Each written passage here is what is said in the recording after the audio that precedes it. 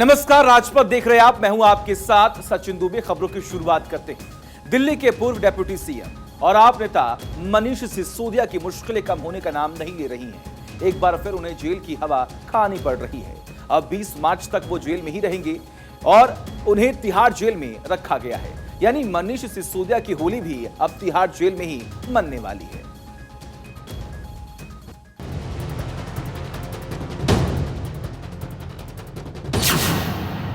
दिल्ली आबकारी नीति मामले में मनीष पर शिकंजा। अब 20 मार्च तक तिहाड़ में कटेगी सिसोदिया की रात।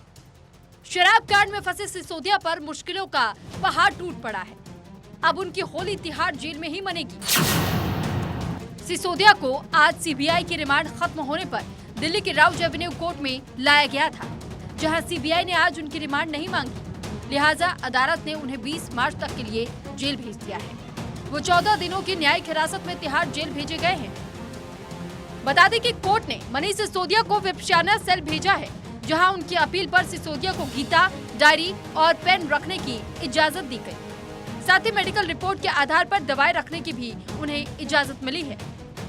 सिसोदिया की जमानत पर अगली सुनवाई अब होली के बाद यानी 10 मार्च को होगी। हालांकि उनकी कोर्ट में पेशी के वक्त दिल्ली में आम आदमी पार्टी के कार्यालय के बाहर भारी पुलिस फोर्स की तैनाती कर दी गई थी, ताकि कार्यकर्ता सुरक्षा मानकों का ख्याल रखें। इसी बीच कोर्ट में सिसोदिया की पेशी के वक्त आप नेता आतिशी मारलेना भी कोर्ट रूम में पहुंची थी। सिसोदिया पर अदालत के आदेश के बाद बीजेपी ने भी आम आदमी पार्टी पर निशाना साधा।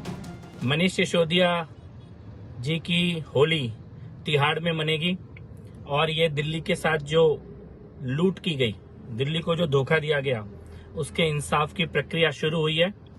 मुझे लगता है कि आम आदमी पार्टी को अब इस कानूनी कार्रवाई को गंभीरता से लेना चाहिए।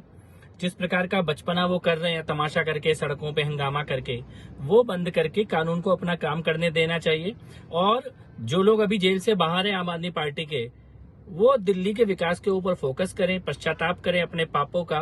भैया, अब दिल्ली क्या सारे देश और सारी दुनिया को पता लग चुका है कि दिल्ली में जो सरकार काम करती है, वो सरकार, उसके मुखिया, उसके सभी साथी, वो शायद दुनिया की सबसे भ्रष्ट, सबसे बेईमान और सबसे ज़्यादा जन विरोधी सरकार है। उनका भ्रष्टाचार पूरी तरह से कई बार एक्सपोज हो चुका है। हालांकि बीजेपी के प्रहार के बावजूद आम आदमी पार्टी अपने नेता का बचाव कर रही है। उनके मुताबिक सिसोदिया को शराब कांड में बेवजह फंसाया गया है। जांच में भी उनके खिलाफ कोई पुख्ता सबूत नहीं मिल रहे हैं। कोई हमने विरोध प्रदर्शन पहले भी नहीं किया। हम लोग तो सिर्फ जो है केंद्र सरकार को एक्सपोज कर रहे हैं। हम दिखा रहे हैं कि केंद्र सरकार सारी एजेंसियों का जो दुरुपयोग जो है अपने राजनीतिक जो इनके जो वो प्रतिद्वंदी हैं उनके खिलाफ कर रही है। ने साफ साफ इस बात को मान लिया है कि भाई इनके पास कुछ है नहीं। अब चूंकि प्रोसेस का हिस्सा है, हमारे बेल एप्लीकेशन लगा हुआ है, 10 मार्च को उसकी हेयरिंग है। तो आज मनीष सिसोदिया जी को जेसी में जुडिशियल रिमांड में यानी जेल 20 तारीख तक जज साहब ने कहा है। वैसे 10 तारीख को हम बेल को आर्गूमेंट करेंगे। आज मनीष जी ने जो मांगे कोर्ट में रखी, वो सारी मान ली गई। आरोप प्रत्यारोप की राजनीति के बीच अब 10 मार्च को देखना होगा कि अदालत उनकी जमानत याचिका पर क्या फैसला सुनाता है। दिल्ली से आनंद कुमार सिंह के साथ ब्यूरो रिपोर्ट, भारत 24। और देखिए, इसी बीच एक बड़ी खबर सामने आ रही। त्रिपुरा में सीएम पद पर सस्पेंस खत्म हो चुका है। माणिक शाही होंगे मुख्यमंत्री। ये बड़ी खबर। बीजेपी विधायक दल की बैठक में ये फैसला लिया गया है। 8 मार्च को होगा शपथ ग्रहण समारोह, जिसमें पीएम नरेंद्र मोदी और तमाम जो बीजेपी के मुख्यमंत्री हैं वो मौके पर पहुंचेंगे। ये बड़ी खबर हम आपको बता रहे हैं। बीजेपी विधायक दल की बैठक में ये बड़ा फैसला लिया गया है। 8 मार्च को शपथ ग्रहण समारोह होना है।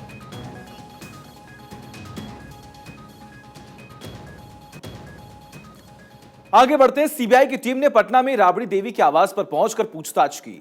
12 अफसरों की टीम ने राबड़ी देवी से पूछताछ की। जमीन के बदले नौकरी देने के मामले में राबड़ी, लालू और मीसा को 15 मार्च को कोर्ट में पेश होना है। इस मामले में कल लालू प्रसाद यादव से भी पूछताछ होगी। आखिर क्या है पूरा मामला, देखिए इस रिपोर्ट में।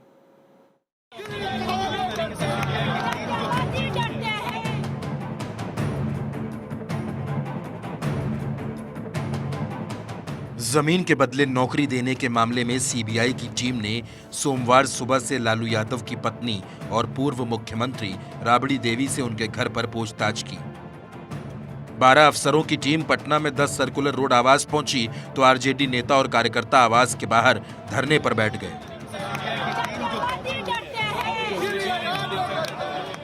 लैंड फॉर जॉब स्कैम में सीबीआई की चार्जशीट पर कोर्ट ने समन जारी किया है।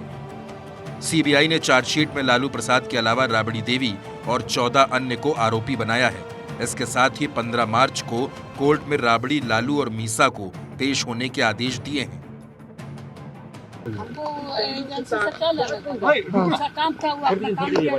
भाजपा में अगर आप लड़िएगा, भाजपा को आईना दिखाओगे, भाजपा से सवाल करोगे, तो इस तरह का काम तो होता ही रहता, कोई नई बात तो है नहीं। छापेमारी को लेकर दिल्ली के मुख्यमंत्री अरविंद केजरीवाल ने कहा कि विपक्ष के नेताओं पर इस तरह की कार्रवाई गलत है। हमने कहा था कि ये ट्रेंड बन रहा है, जिन राज्यों में विपक्ष है वहां उन्हें काम नहीं करने दिया जाएगा। जिस तरह से ये ट्रेंड बनता जा रहा है कि विपक्ष के जितने भी राज्य हैं उन राज्यों में काम नहीं करने दिया जाएगा, तो या तो उन राज्यों के अंदर ईडी, सीबीआई छोड़ के उन विपक्षी दलों के राज्यों के अंदर उनको तंग किया जाता है या गवर्नर के जरिए उन लोगों को तंग किया जाता है। तो इस तरह से ये ठीक नहीं है, क्योंकि जनतंत्र तो तभी चलेगा, देश तो तभी आगे बढ़ेगा जब सारे मिलके काम करेंगे। तो चाहे पक्ष हो चाहे विपक्ष हो, जिसको भी वोट मिला उसकी सरकार बनी, उसकी सरकार को काम करने दिया जाना चाहिए।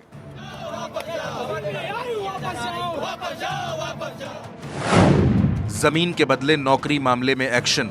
पटना में राबड़ी देवी से सीबीआई की पूछताछ। मामले में 15 मार्च को आरोपियों की पेशी। लालू, राबड़ी, मीसा भारती को होना है पेश। राउज एवेन्यू कोर्ट में होगी पेशी। आप गलत करोगे तो सीबीआई से क्यों, आप बाकी लोग क्या सीबीआई क्यों नहीं पहुंचती है? आपने जिस प्रकार से बिहार में भ्रष्टाचार किया, जो लगातार बिहार में आपके पर लगातार केस मुकदमे रहे, तो हर समय ये विषय आपके ऊपर उठा है। आपने मॉल बनाने का काम आप ही किए, मिट्टी घोटाला आप ही किए, चारा घोटाला आप ही किए, अलकतरा घोटाला आप ही किए। तो जो आपने किया है उसकी करनी का फल तो भोगना पड़ेगा ना। सीबीआई ने मई 2022 में लालू, राबड़ी देवी, 2 बेटियों मीसा भारती और हेमा यादव समेत करीबियों और परिजनों के 17 ठिकानों पर छापेमारी की थी। सीबीआई ने इस मामले में इस साल मई में लालू यादव, उनकी पत्नी और पूर्व सीएम राबड़ी देवी, उनकी बेटियों मीसा यादव और हेमा यादव के अलावा नौकरी पाने के बदले में कम कीमत में जमीन देने वाले कुछ अयोग्य उम्मीदवारों समेत 16 लोगों पर एफआईआर दर्ज की थी। Bureau report, Bharat 24। और देखिए, मिशन 2024 की तैयारियों में जुटी बीजेपी की नजरें साउथ पर हैं। इसी साल के आखिर में कर्नाटक और तेलंगाना में विधानसभा चुनाव होना है। इसके लिए बीजेपी ने अपनी तैयारियां भी शुरू कर दी हैं। साउथ की 129 सीटों पर बीजेपी की नजरें हैं। ये रिपोर्ट देखिए आप।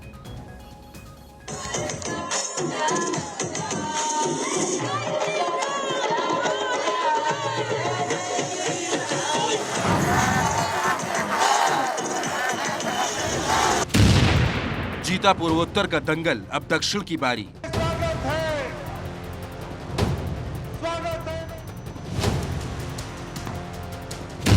दो राज्यों में जीत के लिए बीजेपी की तैयारी।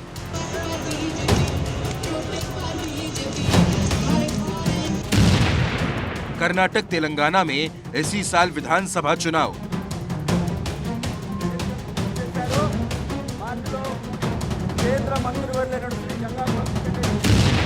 तो 2024 के लिए दोनों जरूरी, अब लगेगा दांव।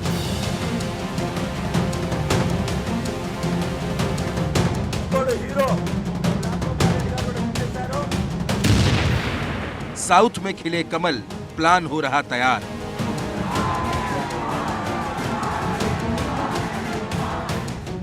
त्रिपुरा, नागालैंड में जीत हासिल करने के बाद बीजेपी के हौसले बुलंद हैं। अब 2024 की बिसात भी बिछने लगी है। हालांकि उससे पहले कर्नाटक और तेलंगाना में विधानसभा चुनाव होने हैं। बीजेपी ने मिशन कर्नाटक की तो शुरुआत भी कर दी है।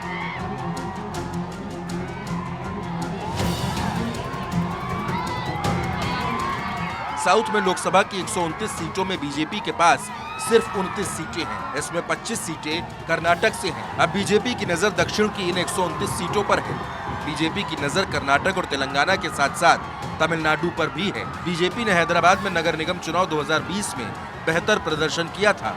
इससे बीजेपी के हौसले बुलंद हैं। केसीआर और स्टालिन दोनों मोदी को चुनौती दे रहे हैं। आपको बता दें कि तमिलनाडु, आंध्र प्रदेश और केरल से सदन में बीजेपी का प्रतिनिधित्व नहीं है। दक्षिण में दमदार प्रदर्शन के लिए बीजेपी तैयार। केरल, तमिलनाडु, तेलंगाना पर खास नजर। दक्षिण में है लोकसभा की 129 सीटें। 2019 में बीजेपी को मिली थी 29 सीटें। कर्नाटक, आंध्र प्रदेश के लिए भी प्लानिंग। केसीआर और स्टालिन मोदी के लिए चुनौती। कर्नाटक और तेलंगाना के विधानसभा चुनाव की तैयारी शुरू। हाल ही में अमित शाह कर चुके हैं कर्नाटक का दौरा। 2014 से केंद्र की सत्ता पर काबिज नरेंद्र मोदी 2024 में हैट्रिक लगाना चाहते हैं, तो विपक्ष मोदी को रोकने की रणनीति बना रहा है। साउथ से केसीआर भी विपक्ष की इस खेमेबंदी के महत्वपूर्ण चेहरे हैं। हालांकि 2024 में मोदी के मुकाबले विपक्ष का चेहरा कौन होगा, इसका जवाब अभी मिलना बाकी है। लेकिन बीजेपी ने साउथ के लिए अपनी प्लानिंग पर काम शुरू कर दिया है। Bureau report, Bharat 24।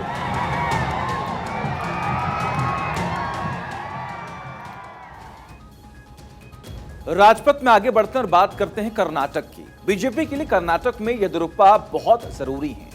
PM Narendra Modi ने भी उनकी तारीफ की है। 4 बार कर्नाटक के मुख्यमंत्री रहे हैं येदियुरप्पा और लिंगायत समुदाय से आते हैं येदियुरप्पा। कर्नाटक में लिंगायत समुदाय की आबादी 18% है और ओल्ड मैसूर में पकड़ बनाना चाहती है बीजेपी। वोक्कालिगा समुदाय में भी येदियुरप्पा की पकड़ बहुत ज्यादा मजबूत मानी जाती है। 2008 में येदियुरप्पा की अगुवाई में बीजेपी ने 110 सीटें जीती थी। अगस्त 2022 में येदियुरप्पा को संसदीय बोर्ड में जगह मिली और येदियुरप्पा को आगे करने से बीजेपी को फायदा मिलेगा। कार्यकर्ताओं में भी येदियुरप्पा की मजबूत पकड़ है। शिवमोगा की सभा में मोदी ने उनकी तारीफ की थी और उनका सम्मान किया था। अब इसीलिए कर्नाटक में येदियुरप्पा बीजेपी के लिए बहुत जरूरी है। इसीलिए येदियुरप्पा को बीजेपी फ्रंट पर रखकर वहां पर चुनाव जीतना चाहती है। चलिए आगे बढ़ते हैं। राहुल गांधी देश में हो या विदेश में, उनके निशाने पर बीजेपी, मोदी और केंद्र सरकार रहती है। अब तक करीब 7 बार ऐसा हो चुका है, या फिर कहें कि ऐसे मौके आए जब राहुल गांधी ने पीएम मोदी पर हमला बोला। ये रिपोर्ट देखिए आप।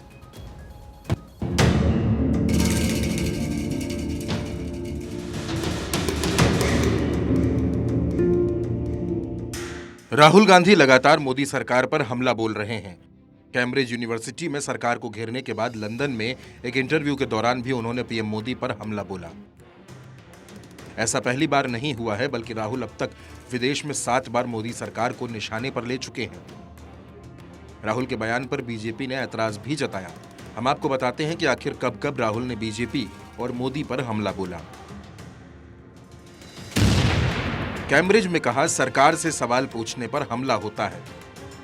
मई 2022 में ब्रिटेन में आइडियाज फॉर इंडिया सम्मेलन में निशाना साधा। अगस्त 2018 में जर्मनी में कहा, भारत में रोजगार बड़ी समस्या। मार्च 2018 में मलेशिया में कहा, नोटबंदी का प्रस्ताव मैं कचरे के डिब्बे में डाल देता। मार्च 2018 में सिंगापुर में कहा, कुछ लोग चुनाव जीतने के लिए हिंसा का सहारा ले रहे।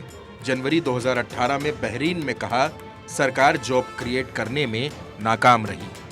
सितंबर 2017 में अमेरिका में कहा, नफरत और हिंसा की राजनीति हो रही।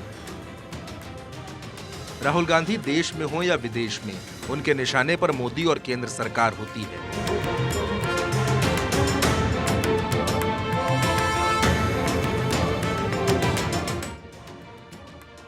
राहुल गांधी ने भारत जोड़ो यात्रा के दौरान भी मोदी सरकार पर खूब हमले किए थे। सियासी जानकारों का कहना है कि राहुल मोदी के खिलाफ एक माहौल तैयार करने की कोशिश कर रहे हैं। हालांकि वो इसमें कितना कामयाब होंगे, ये तो आने वाला वक्त ही बताएगा। Bureau report, Bharat 24। और कश्मीर में 34 साल बाद 200 फिल्मों की शूटिंग फिल्मी पर्दे पर फिर से कश्मीर की खूबसूरती देखने को मिल रही है। पिछले 2 साल में 200 फिल्मों वेब सीरीज की शूटिंग को मंजूरी मिली। ये पिछले 34 साल का रिकॉर्ड आंकड़ा है। 90 के दशक में आतंकवाद पनपने के बाद हालात खराब हो गए थे। अब सुरक्षा की दृष्टि से हालात पहले से बहुत बेहतर हो गए हैं। बॉलीवुड और साउथ के निर्माता अब यहां शूटिंग कर रहे हैं। जम्मू कश्मीर फिल्म विकास परिषद का गठन 2021 में हुआ था। फिल्म शूटिंग को आसान बनाने के लिए सिंगल विंडो क्लियरेंस की व्यवस्था की गई थी।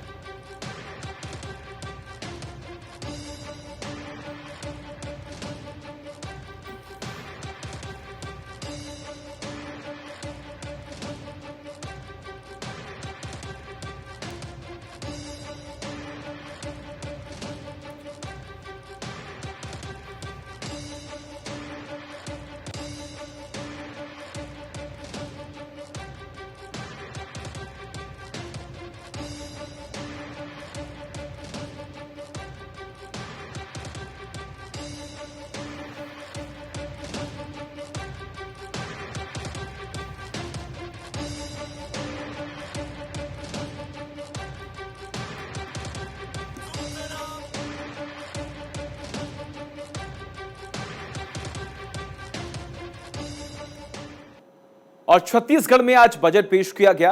यह बजट मुख्यमंत्री भूपेश बघेल ने पेश किया। यह सीएम बघेल के कार्यकाल का अंतिम बजट है। इस दौरान सीएम ने सरकार की उपलब्धियां गिनाई।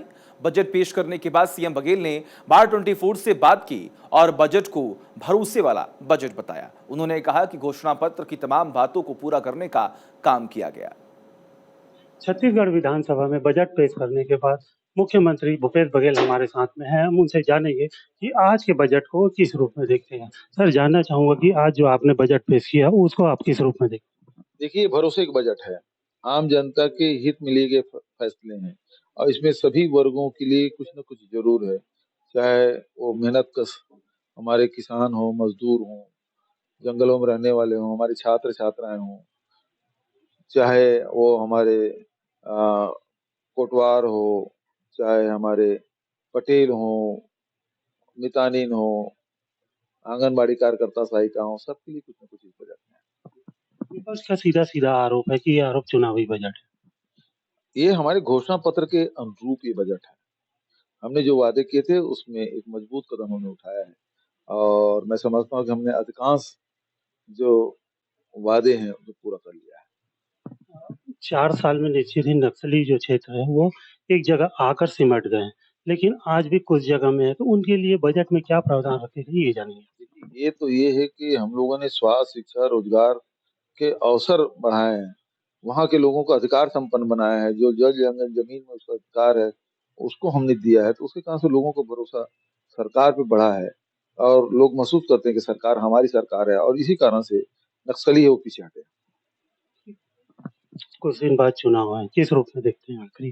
चुनाव की तैयारी हम 2018 से जिस दिन जीते तो 2023 की शुरू कर दी। हम अगला चुनाव लड़ेंगे भी और पूरा विश्वास है छत्तीसगढ़ की जनता हमें आशीर्वाद देगी। तो ये प्रदेश के मुख्यमंत्री भूपेश बघेल जो बता रहे थे कि किस तरीके से बजट को आज आम जनता के बीच में प्रस्तुत किया है और आम लोगों ने किस प्रकार से इस बजट का लाभ लेंगे। कैलाश जायसवाल, भारत 24, रायपुर।